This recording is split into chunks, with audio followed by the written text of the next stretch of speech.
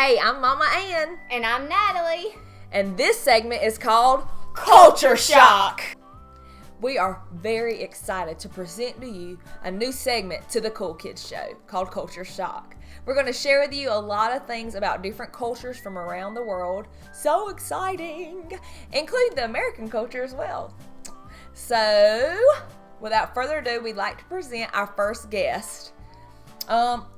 She has 3 names that we know of. She has her name from the country she was born. She has her American name, and she has her name that we call her. What we call her is Harmy. Hi.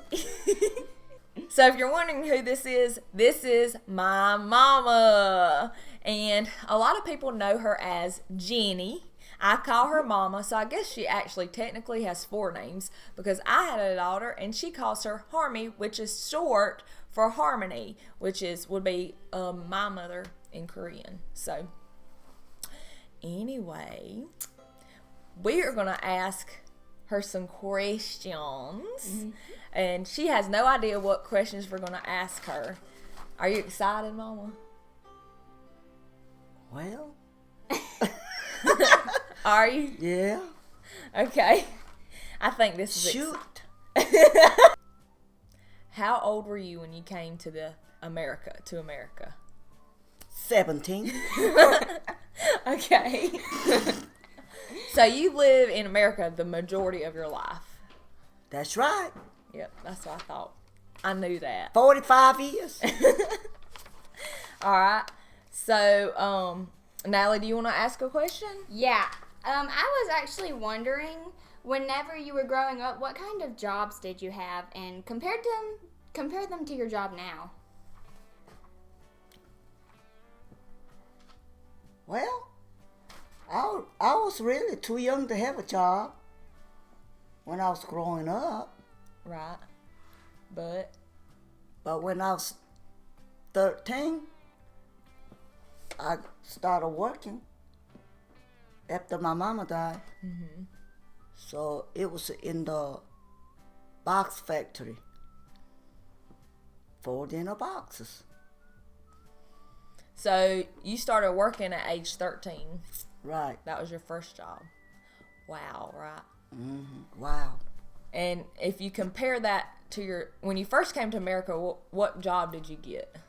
Sewing. Sewing. And she worked in a sewing factory. Like when I was a little girl, that's where she worked Right. for a lot of years, and she is like a master seamstress, by the way. How was your life growing up? Well, it was kind of a hard life, but it was good. Had a lot of love, a lot of siblings, and mom and daddy, and farming. It was beautiful. Mm-hmm. How is it compared to the American lifestyle? Well, it's totally different, Right. but it was a good life.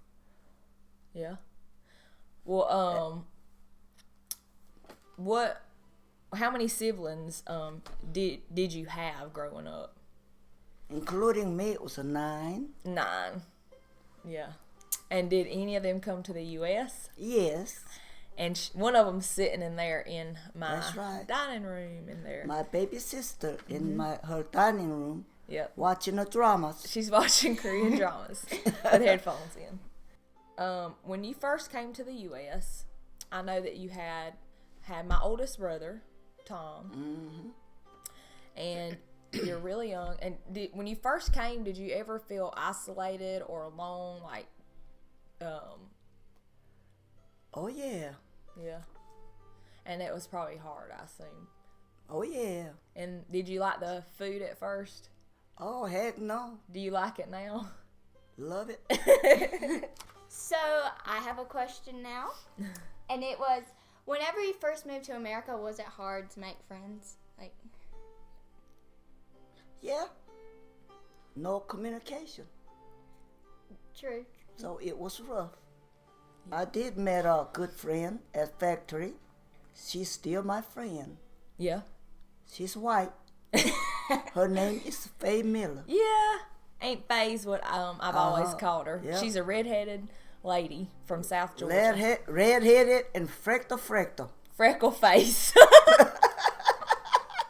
That's what we used to call it. Freckle. Oh. Freckle. Freckle.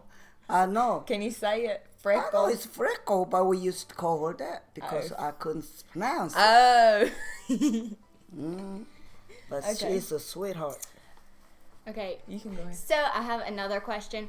Whenever you first moved to America, like, was it hard to pick up English? Did you pick it up real fast? Did it take time? I picked it up pretty fast because I was young, easy for me to learn. So I self-taught mostly, read, write, and speak. And I hadn't stopped speaking since.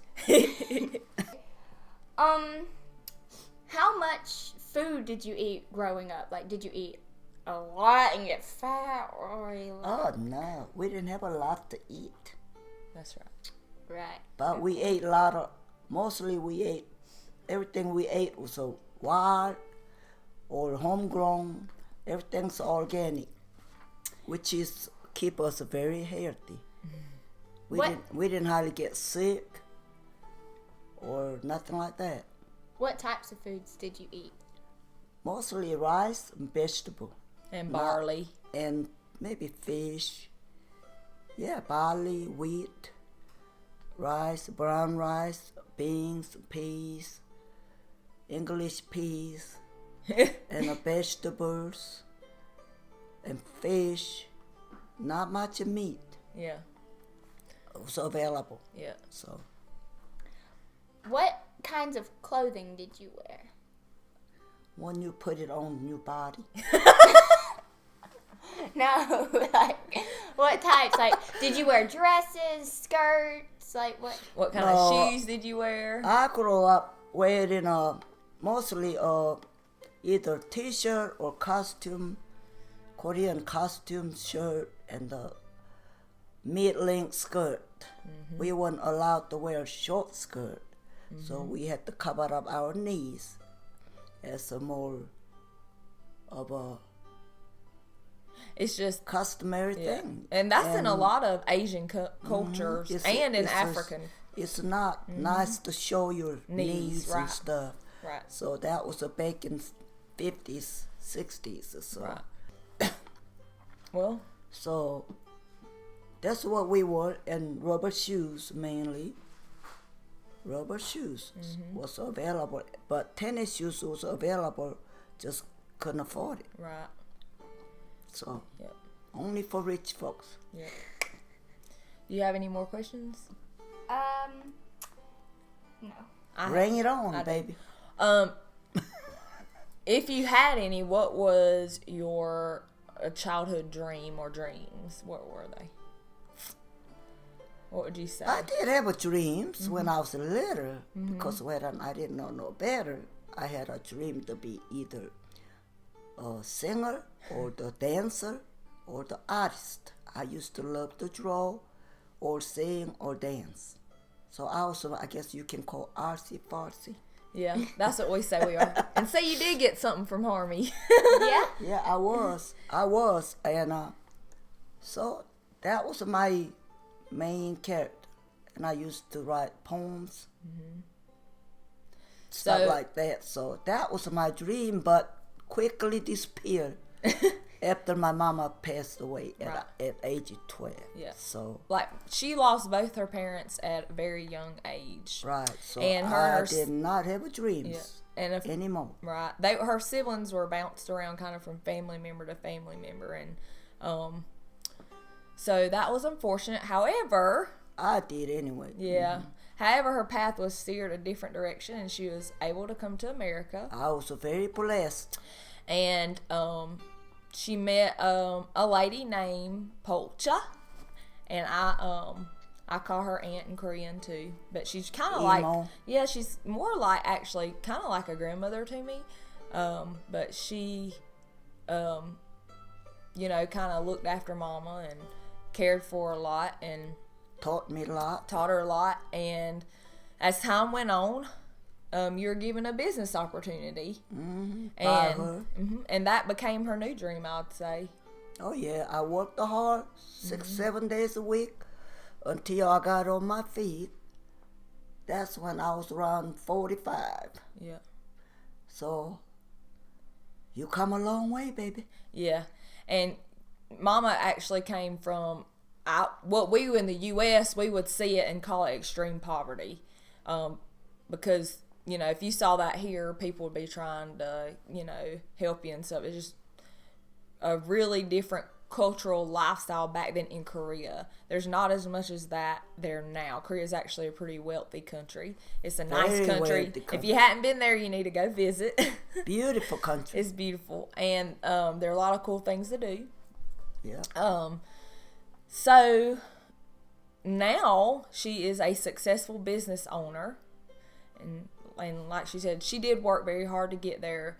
It took a lot of commitment, and I was just telling Natalie's daddy, my husband, last night, I said, now that I'm older, I realize that I don't think that I have the want to sit in one place every day, 6 or 7 days a week, committed to growing a particular business in one place. That takes commitment, and it's mental and it's physical.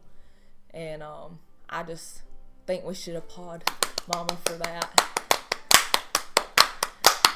Well, I do know my most successful in my life is my children. And she says that.